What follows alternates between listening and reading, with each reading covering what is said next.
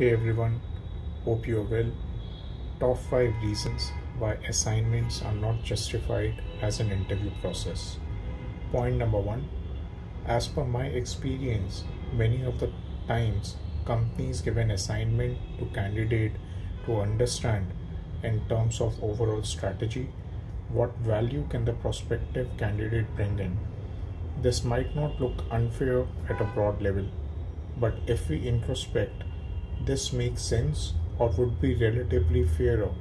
Suppose the candidate is onboarded in the new company.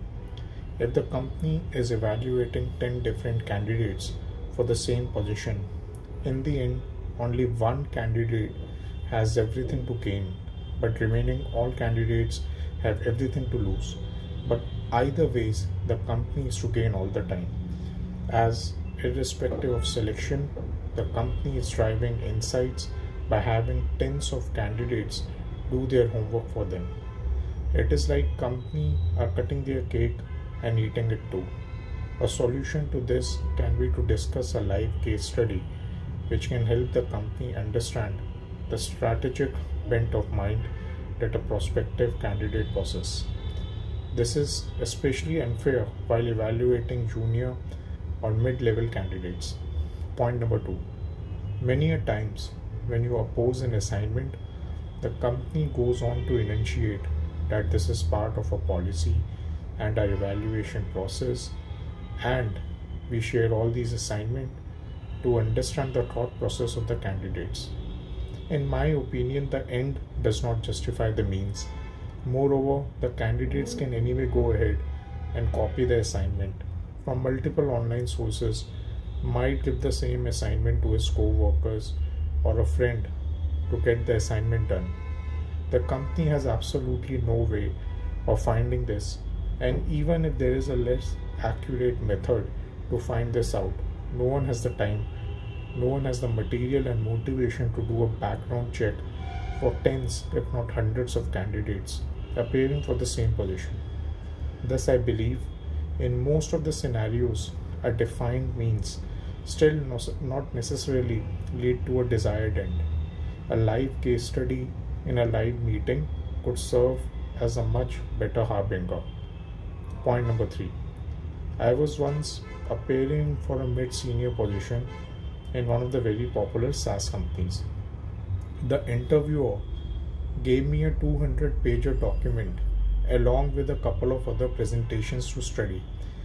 He asked me to analyze this deeply and come out with my findings. I was shocked, and honestly, I felt being used and degraded.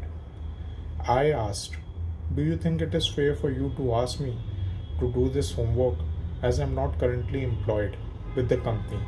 Don't you think it is unfair for you to share me all this and expect me to dedicate tens of hours to study this for your benefit?" Of course, it was part of a standardized company policy, so to say.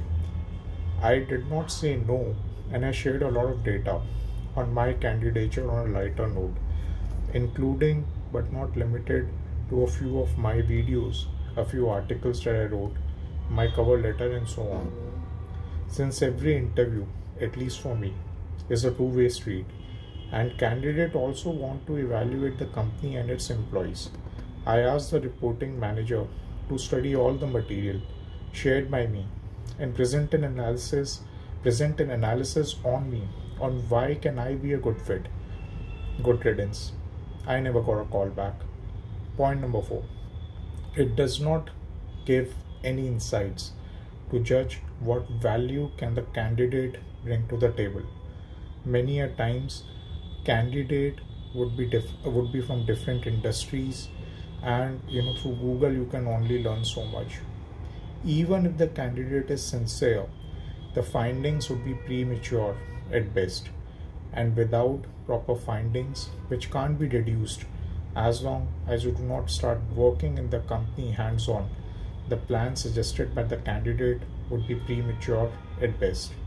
Additionally, in my opinion, there is absolutely no increase in retention percentage of such employees or decrease in the attrition percentage, as hiring and firing decisions are very convoluted, and more qualitative factors, including but not limited to relations with team and managers, organization wide cost cutting, unrealistic expectations for of companies for the employees, which stems from unrealistic expectation of investors from the companies and founding members come into play.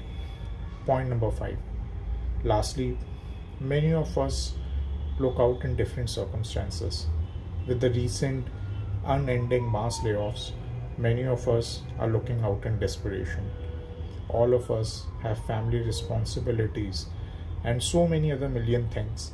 But having said this, it is absolutely necessary that we don't give in to the desperation and look at the entire evaluation very objectively as a third person. Would you still choose to undergo all this during your happy and non-desperate times? The way the company treats a candidate during the evaluation process enunciates a lot about the company culture itself. Take your stand, don't give in to desperation, and stand your ground. Never back down. Thank you everyone. Have a nice day.